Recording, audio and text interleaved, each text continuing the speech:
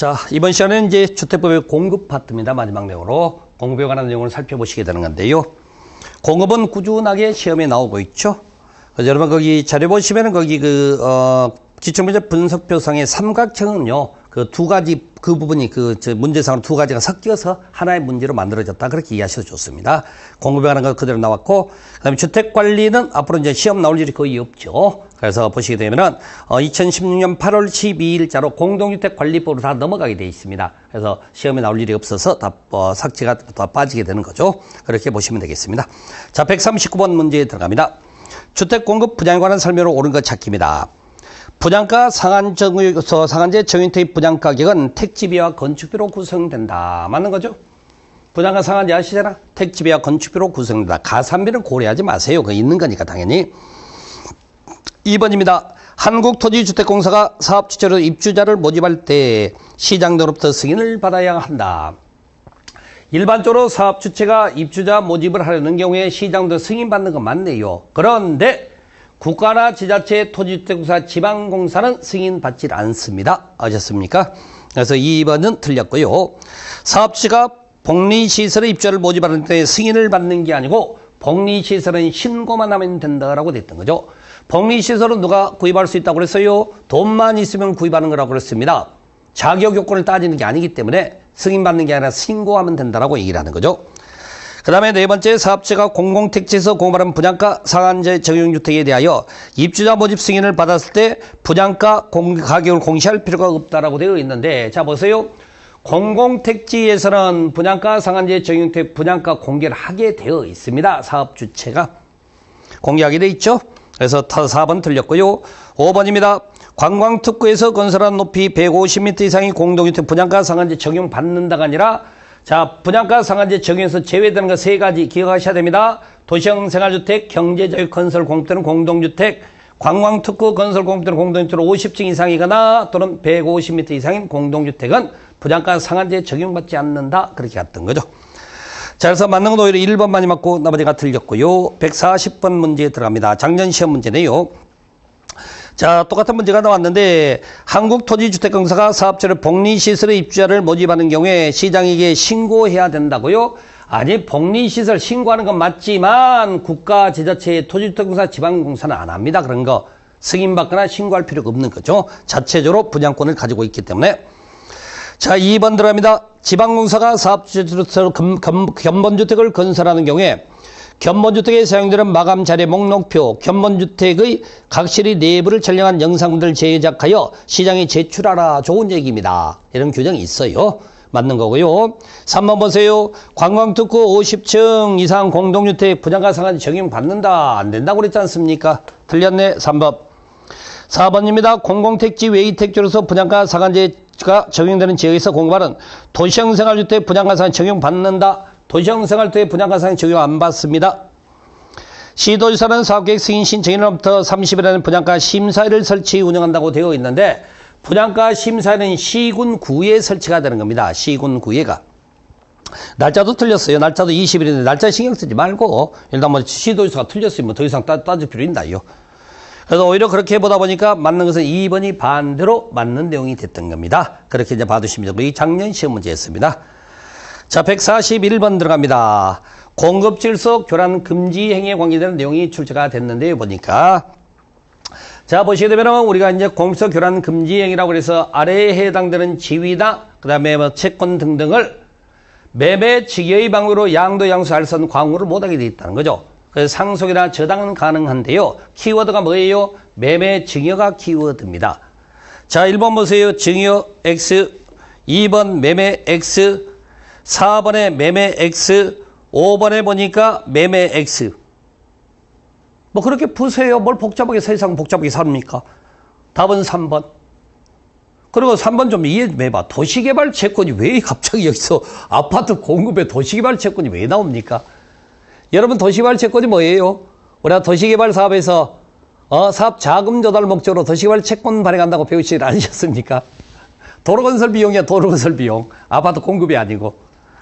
서로 그래서 모른다 하더라도 아무튼 그렇게 좀 찾아보세요. 제발 매매 증여가지고 답 찾으면 아주 쉬운 문제입니다. 이거.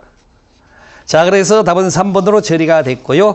자, 같은 문제가 24회 때 또 나왔는데 한번 풀어볼까요? 142번 문제. 1번 매매, 2번 매매, 그 다음에 4번도 보니까 매매, 5번도 보니까 매매. 답 2번. 답 3번, 죄송합니다. 답 3번. 매매 안 되고 상속 저당된다며. 상속 저당된다며. 문제 어떻게 푸는지 아시겠습니까? 그래서 이 부분은요, 여기뿐만이 아니라 우리가 투기 과열지구라든지 또는 우리 이제 그 정비 사업에서도 그 재건축 사업의 조합원 지위항도 나와요. 똑같아요, 다. 매매 증여 안 된다고 하시면 돼요. 문제 아주 단순하게 풀 수 있습니다. 자, 그래서 답 3번으로 처리가 됐고요. 그 다음에 143번 문제. 너무 똑같은 문제 또 나왔네. 공물서 교란에 해당되는 것. 1번 증여. 자, 3번 매매. 4번 매입 목적이니까 매매죠. 5번에 증여. 매매 증여 안 된다니까. 그 다음에 2번에 저당. 여기인데 저당. 뭐 141, 142, 143번. 너무나 문제 푸는 요령만 난다면 쉽게 풀 수 있는 문제였다. 그렇게 말씀드리겠습니다. 좀 허망하시죠? 이런 문제 이렇게 푼다고 생각하면은. 묻는 포인트라는 게 있다는 게, 묻는 포인트라는 게 드립다 막 외운다는 게 중요한 게 아니고요. 어차피 답으로 처리를 한다면 무엇을 가지고 답을 만들 수 있는지를 생각해 보시면 돼요.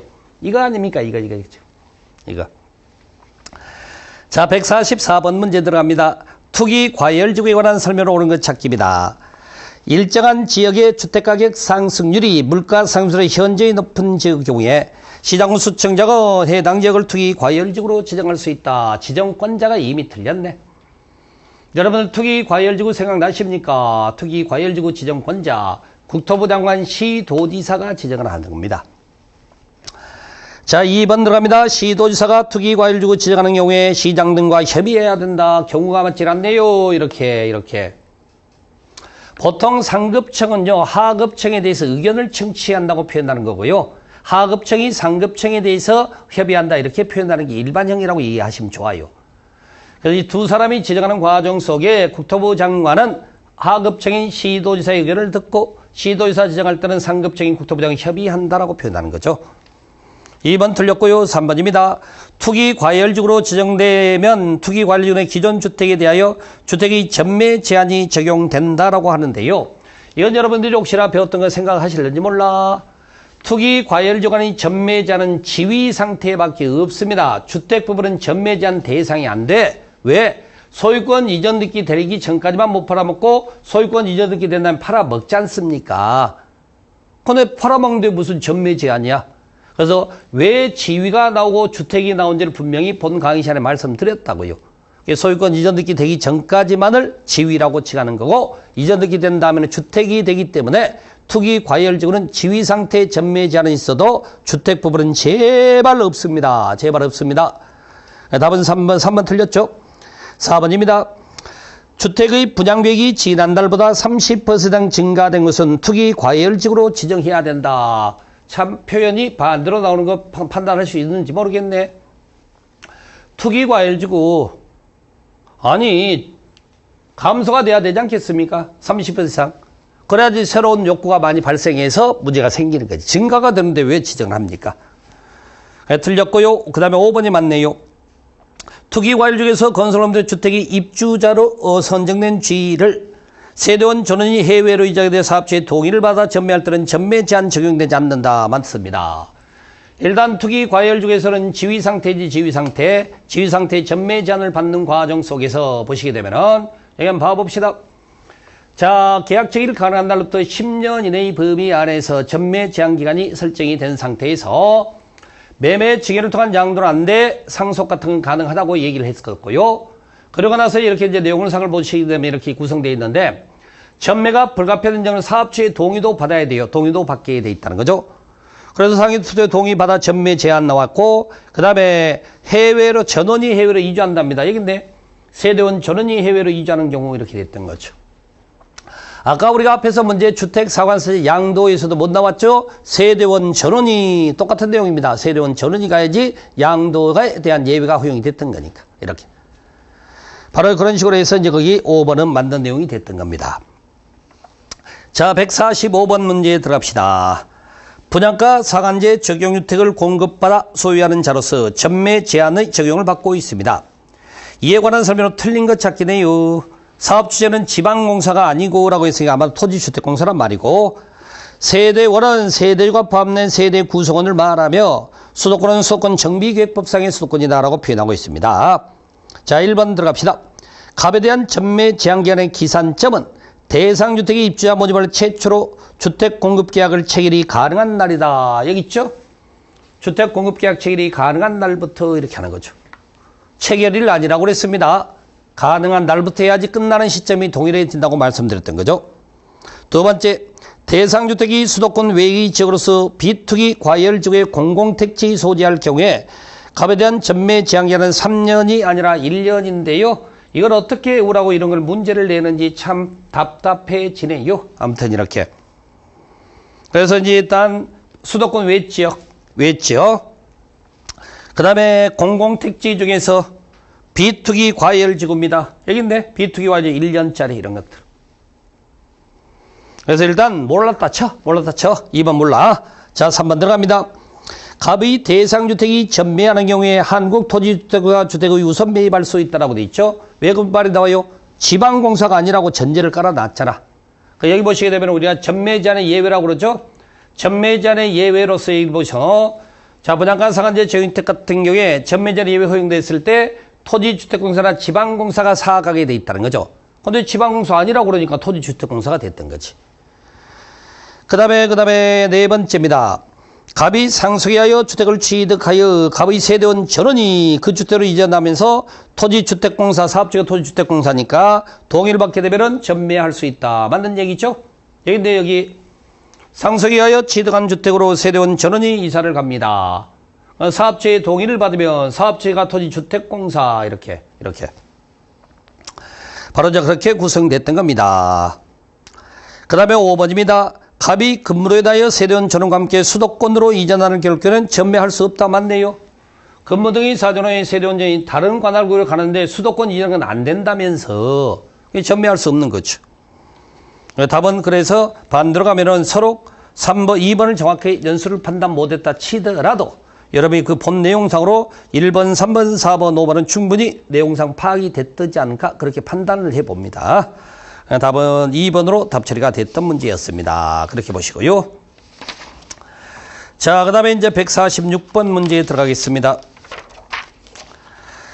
자, 전매이 제한을 받는 주택임에도 불구하고 전매가 허용되는 경우라고 해서 이게 제일 중요한 거예요, 시험에서는. 자, 근무상 사정으로 세대원 일부 세대원 전원은 좋은데 1년간이 아니라 2년, 주택법 연수 모르면 다 2년을 가라고 해서 최초 착공 5년 빼고 나면 다 이전입니다. 3번입니다. 이혼으로 인하여 주택 배우자가 이전한다. 맞는 것 같아요. 여기서 이혼으로 인하여 지인하고 주택 배우자가 이전한다. 3번은 맞고요.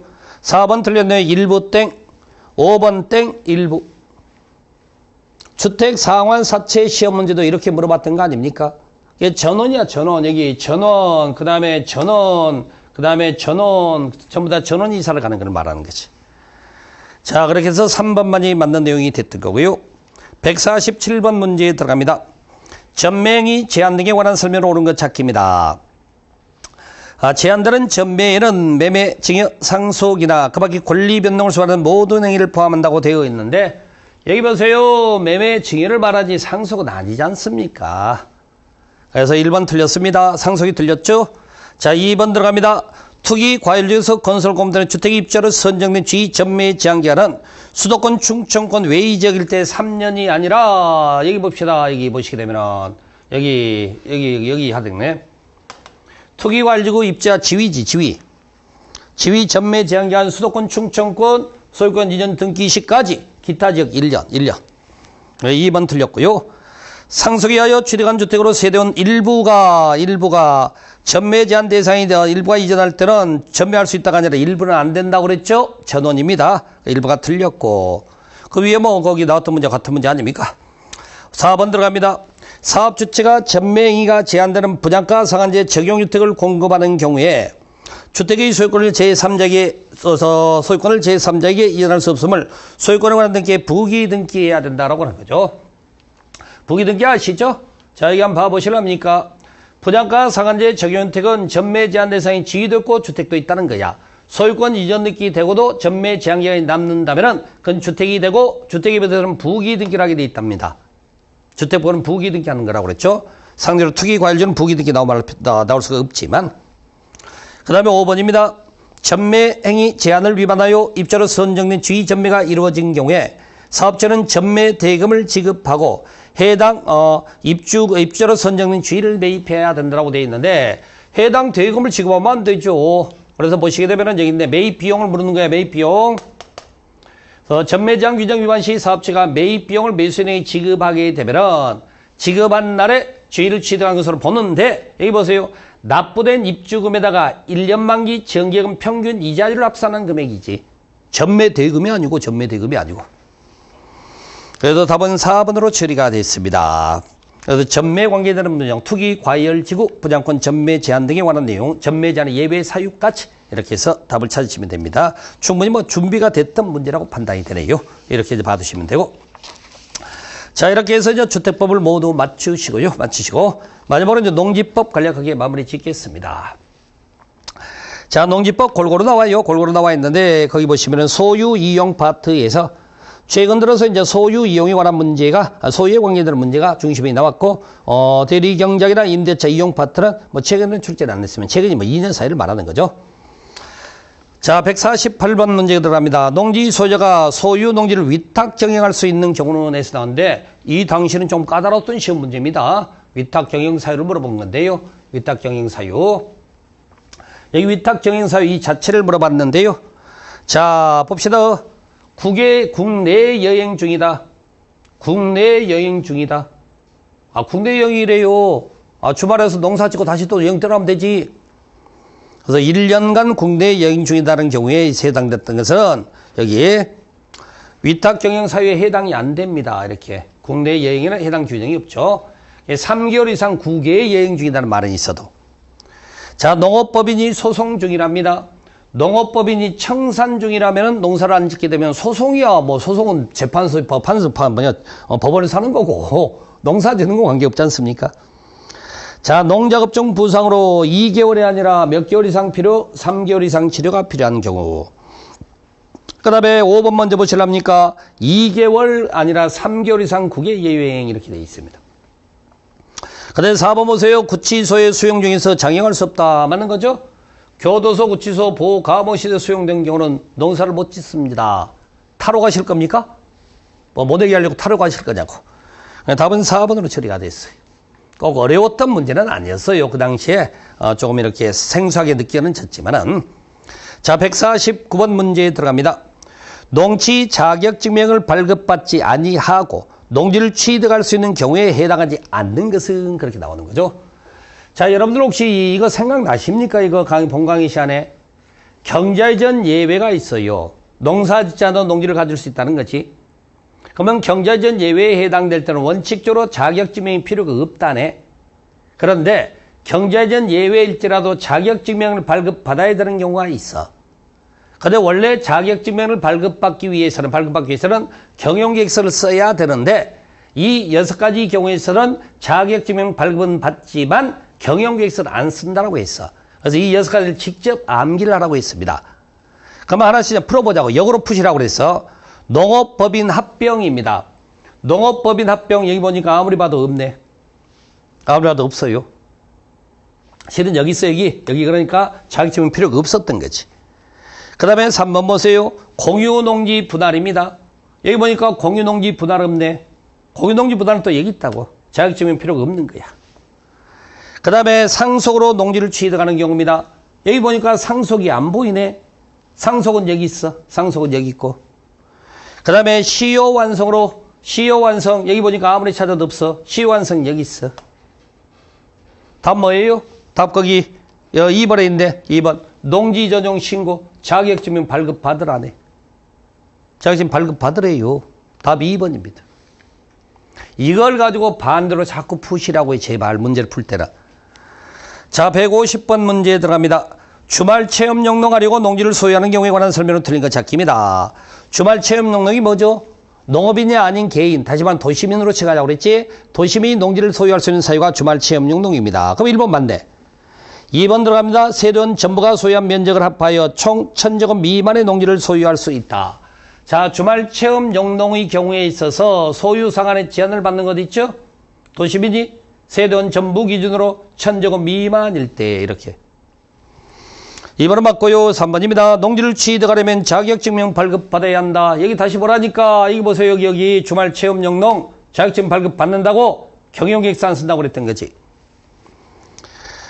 자, 그 다음에 4번 들어갑니다. 소유 농지를 농산물유통 가공시설 부지로 전용할 때는 전용 신고하여야 한다라고 되어 있는데, 자, 이 내용은 전용 신고 대상 맞습니다. 농지용 신고 대상에 보시게 되면 여기 농지 전용 신고 대상 잠시만 기다려보시고 확인하기 위해서 그렇습니다. 농산물 유통 가공 시설의 부지 어딨나? 여기 신고 대상이다라고 하는 거죠. 왜요? 여기 보니까 면적이 얼마에 3,300, 7,000 미만 이하라야. 아, 1000이라며 주말 체험 용농 가지고 있는 게 면적이 적잖아, 면적이. 그러니까 전용 신고하면 되는 거죠. 그 다음에 5번째, 농지를 취득한 자가 징집으로 인하여 농지를 주말 체험 용로로 이용하지 못하게 되면 1년 이내에 농지를 처분해야 된다라고 되어 있는데, 자, 이 과정에 징집사유라면은 처분 의무가 면제가 돼야지. 아니, 제가 뭐 지금 농사 안 짓고 싶어 안 짓습니까? 그럼 농사 지으려고 탈령해야 됩니까, 이거? 그래서 이때는 이제 처분 의무가 면제가 되는 사유였다라고 말한다는 거죠. 자, 그렇게 해서 답은 5번으로 처리가 됐던 겁니다. 그래서 좀 더 포괄적으로 문제를 구성을 하고 있네요, 보니까. 자, 그 다음에 151번 문제에 들어가겠습니다. 농지법상 농업 경영에 이용하지 아니한 농지 처분 의무에 관한 설명을 옳은 것은 물어보네요. 자, 우리가 농지 처분 의무라는 게 있죠? 보시게 되면은, 자, 한번 봐봅시다. 자, 농사를 짓던 자가 농사를 짓지 않는 경우죠. 농사를 짓지 않더라. 그렇게 됐을 때는 처분 의무가 되는 건데요. 자, 농지 소유자가 선거에 따른 공직 취임으로 휴직하는 경우에 소유 농지를 자기 농업지에 이용하지 않더라도 처분 의무가 면제된다. 맞는 거죠? 이것은 뭐라고 해야 되나? 내가 농사를 짓기 싫어 안 짓는 게 아니기 때문에 그렇다는 거지. 1번 일단 맞는 거고요. 2번 들어갑니다. 농지 소유 상한을 추가하여 농지를 소유 판명된 경우에 소유 농지 전부를 처분해야 된다? 그건 아니죠. 초과분만 처분하는 거지. 그 다음에 세 번째, 농지 처분 의무 기간은 처분 사유가 발생한 날부터 6개월이 아니라 1년이죠. 처분 의무 기간은 1년. 의무 기간은 처분 안 했을 때 처분 명령 내리는 기간이 6개월. 4번입니다. 농지 전용 신고하고 농지를 취득한 자가 질병으로 인하여 취득한 날부터 2년이 추가되도록 목적 사업에 착수하지 않았더라. 농지 처분 의무가 면제된다라고 하는 건데요. 자, 여기 보시게 되면 여기에 해당되는 전용 허가등을 받고 취득한 2년의 목적 사업에 착수하지 않았더라. 그럼 처분해야 되는 겁니다. 이렇게. 자, 면제되는 개념은 아니었던 거죠. 틀렸고요. 자, 그 다음에 5번째, 농지 소유자가 시장 등으로부터 농지 처분 명령을 받고 그 다음에 한국토지주택공사에 농지를 매수 청구할 수 있다는데 웬 토지주택공사가 나올까요? 뭐라고 나와야 돼? 농어촌공사라고 그래야지. 1년 6개월 기간 안에서 결국엔 처분을 자발적으로 뭐 할 수 없게 되면은 이제 이때 매수청구권이 허용된다 그 말 아닙니까? 농어촌공사 하는 거였죠. 답은 1번이 맞는 것이 됐고요. 자, 152번 문제에 들어갑니다. 자, 알맞은 것에 나란 것은 이렇게 나오네요. 유휴 농지를 대리경작하는 경우에 대리경작자는, 자, 대리경작에 따른 토지 사용료라는 게 있다는 거 아시죠, 여러분들? 토지 사용료 얼마죠? 100분의 10입니다. 100분의 10이 토지 사용료이죠. 그리고 이제 농업법인 요건 아시죠? 우리가 농업법인이 농지를 취득 소유할 자격이 부여되는 주체를 말하게 되는데 농업법인 요건에서는 어떻게 돼 있죠? 업무 집행 사원이 얼마 이상의 농업인으로 구성되어 있어야 된다? 3분의 1 이상. 3분의 1 이상 이렇게 하는 거죠. 답은 2번으로 처리가 됐네요. 자, 153번 문제에 들어가겠습니다. 153번 문제를 보시게 되면은 거기에 농지 임대차에 관한 설명으로 틀린 것은에서 나옵니다. 자, 국공유 농지가 아님을 전제로 한다고 돼 있죠? 여러분 임대차를 보시게 되면은 임대차, 자, 원천은 금지사항이죠, 이것도. 그렇지만 이제 농지법 규정에 따라 예외적으로 허용되는 것을 말하게 되는데, 자, 임대차 쭉 보면은 마지막에 뭐라고 되어 있냐면은 이 위에 있는 이 규정은요, 국공유재산 농지에 대해서는 임대차에 적용 안 한다고 그러잖아. 그러니까 거기 설문이 그래서 나오는 이유가 그렇게 나오는 거야, 일단. 자, 그러면서 1번 들어갑니다. 임대차 기간을 정하지 아니하거나 5년보다 짧은 경우에 5년 약정으로 본다고 되어 있는데, 자, 기본적으로 임대차 기간은 3년 이상으로 하는 겁니다. 물론 이모작을 위한 임대차 8개월짜리는 빼고 여기 가능하니까. 그 다음에 기간이 미정되거나 3년보다 짧은 경우에 3년 약정으로 간주한다고 됐던 거죠. 5년이 틀렸습니다. 2번입니다. 농지법에 위반된 약정으로서 임차인의 불리한 것은 효력이 없다. 그걸 강행규정이라고 그러죠. 이 법에 위반된 약정으로 임차인에게 불리한 것은 효력이 없는 거죠. 무효가 되는 거니까. 그 다음에 임대차 계약은 서명계약을 원칙으로 한다라고 되어 있다는 거죠. 서명계약을 원칙으로 한다라고 했던 겁니다. 소작제도의 가장 큰 문제점이 뭐라고 그랬죠? 구두계약으로 맺어져서 임차인과 소작인 권리보호가 전혀 안 됐던 거 아닙니까? 그래서 임대차로 들어오면서 서명계약으로 하게끔 됐던 거고. 4번 임대농지 양수에는 임대인의 지위를 승리한 것으로 본다. 알겠어요. 임대농지 양수에는 임대인 지위를 승리한 것으로 본다. 그렇게 되어 있고. 5번입니다. 임대차 계약은 등기가 없는 경우에도 임차인이 농지 소지로 한다는 시군 면장의 확인을 받고 농지를 인도받았다면 다음날부터 제3자의 효력이 있다. 이게 여기. 임대차 계약이 미등기 됐더라도 임차인이 보호 방식이 있다는 거죠. 그래서 시군 면장 확인받고 농지가 인도가 됐다면 그 다음날부터 제3자에 대해서는 임차인의 권리 주장을 할 수가 있더라. 그렇게 했던 거죠. 여기에 해당되는 거 보시면 돼요. 어차피 이 내용이 다 포함되어 있으니까 답은 1번으로 처리가 됐습니다.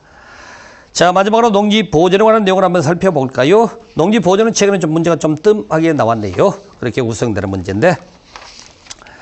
자, 보시게 되면 154번 문제입니다. 자, 농지 전용 등에 관한 설명으로 틀린 거 찾기네요. 산지관리법에 따른 산지 전용허를 받지 않고 불법 기간 농지를 산림으로 복구할 때는 전용허가 대상이 아니다라고 했는데요. 맞는 얘기죠? 자, 여기 보십시다. 우리가 농지 전용은 원칙이 허가를 받고 하는 게 맞습니다. 그런데 제외된다는 말이 있다고 그랬지. 이것은 농지 전용을 할 수 없다는 말이 아니라 허가가 원칙이었기 때문에 허가 없이도 전용하는 걸 제외라고 했던 거죠. 그런데 불법 개간 농지를 산림으로 원상복구하는 경우에 있어서 전용허가 따로 필요가 없었습니다. 2번 다른 법률에 따라 전용허가가 의제되는 협의를 거친 농지를 전용할 때도 허가받지 않아도 된다. 여기 있습니다. 전용협의 거친 농지를 전용할 때는 허가가 필요가 없었던 거죠. 그 다음에 3번에 보니까 토지를 토목공사용 토석을 채굴하기 위하여 일시 사용한 사유는 5년 이내 기간 동안에 사용한 후 농지로 복구하는 조건으로 시장군수청의 허가를 받아야 한다. 우리가 지금 타용도 일시 사용에 대한 허가입니다. 간이 시설 설치 7년, 채굴 5년이라고, 채굴 5년. 채굴 5년 같은 겁니다. 자, 그 다음에 네 번째. 농림축산식품부 장관은 농지 전용 허가를 하는 경우에 농지 보존 부담금을 미리 납입하게 하거나 납입을 허가의 조건으로 해야 된다라고 돼 있죠. 자, 보시게 되면 우리가 지금 농지 보존 부담금은 전용하는 사람이 내는 건데요. 사전 납입 원칙의 납입 조건부로 돼 있다는 거죠. 부가권자가 누군데? 농림부 장관인데요. 농림부 장관. 맞는 내용이죠. 그 다음에 5번입니다. 농지 전용 허가 받은 자가 관계공사 중지 명령 위반한 경우 허가를 취소하거나 명할 수 있다가 아니라 전용허가 취소 여러분 아십니까? 농지전용허가 취소에 관계되는 것들. 치료가 뭐야? 치료가 필수 취소인데 조치 명령 위반난 필수 취소입니다. 다른 거 기억하려고 몸부림치지 말고 이것만이라도 정확히 기억하시라고 그랬잖아요. 어차피 보통 시험 문제 취소사는 다 필수 취소만 알면 시험 문제는 풀기 때문에. 바로 그렇게 해서 그 내용을 이해하시면 되고요. 답은 5번이 틀렸죠? 자, 155번 문제에 들어갑니다. 농지 전용에 관한 설명으로 오는 것 찾기입니다. 농업진흥지역 바깥지역 농지를 마을회관 부지로 전용하는 자 전용 허가 받아야 한다. 자, 마을회관 부지로 쓰기 위해서는 여기 있습니다. 일단은 전용 신고 대상이라고 그러지. 면적에 관계없이. 농지 전용 허가 받은 자가 조업의 정지명령 위반할 때 허가 취소하여야 한다. 맞네요. 아니, 좀 전에 154번에 5번 틀렸다면서 답으로. 그래서 155번에 2번 맞다고 나왔잖아요. 이렇게. 이런 게 좀 기출문제라고 자꾸 강조 말씀 좀 드리고 싶습니다. 그래서 우리가 이제 전용허가 취소라고 말하면서 여기 보시면 수많은 취소가 있을 수 있지만 이것만 아시면 돼. 정확하게 조치명령 위반 시에 필수 취소 사유가 된다. 이렇게. 그 다음에 세 번째, 농지 타용도 일시 사용허가 받은 자는 농지 보존 부담금을 납입해야 된다라고 되어 있는데 자, 농지는 보존부담금은 전용할 때만 내는 거라니까 타용도 일시 사용은 전용이 아닙니다. 보존부담금 낼 이유가 없지, 보존부담금을. 3번 틀렸고요. 4번입니다.